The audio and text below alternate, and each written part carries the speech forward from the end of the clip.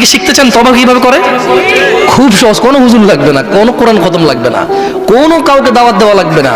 দিন হতে হবে জরুরি নয়, রাত হতে হবে জরুরি নয়, নামাজের সময় হতে হবে জরুরি নয়, জরুরি নয় ওযু থাকতে হবে। তওবা এখন এখানে করা যায়। তওবা মানে রিটার্ন, তওবা মানে কি? রিটার্ন মানে ফিরে আসা। ধরেন একটা লোক জিনা করে, সে বলে যে না আস্তাগফিরুল্লাহ, আল্লাহ আমাকে ক্ষমা করুন, আমি আর জিনা করব না। এই লোক তওবা করেছে। লোক কি করেছে? এরপরে সে যে তওবা করেছে এটা প্রমাণ হবে কিভাবে? সে যদি আর কোনোদিন আল্লাহকে ভয় করে জিনা না করে।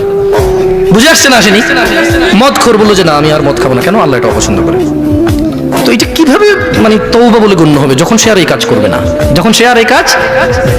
তো শোনো, তোমার রব তোমাকে বলছে ইল্লা মান তাব, তবে যে তওবা করে, ওয়া আমানা ওয়া আমিলা সলিহা, অপরাধ থেকে ফিরে এসে ভালো কাজ কর্ম করে, ফাউলাইকা ইউবাদদিলুল্লাহ, ইয়া আল্লাহ লা ইলাহা ইল্লা আনতা, লা ইলাহা ইল্লাল্লাহ। দেখেন কি রব পেয়েছেন, বেদুয়ার মহিলার পুরুষ।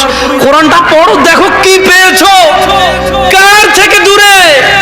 মা গাররাকা বিরাব্বিকাল কারীম ইয়া নাস, কিসে তোমার এত দয়ালু রব থেকে তোমাকে দূরে রেখেছে? কি তোমার রবের দয়া দেখবে? বলছেন যে ফাউলাইকা ইউবাদদিলুল্লাহু সাইয়্যাতিহিম হাসানাত, বলছেন যে আল্লাহ তোমার অপরাধকে নেকিতে পরিবর্তন করে দেবে। তোমার জিনা এটা নাকি নেকি হয়ে যাবে, তোমার মদ এটা নাকি নেকি হয়ে যাবে, তোমার অন্যায় অপরাধ এটা নাকি সওয়াব হয়ে যাবে।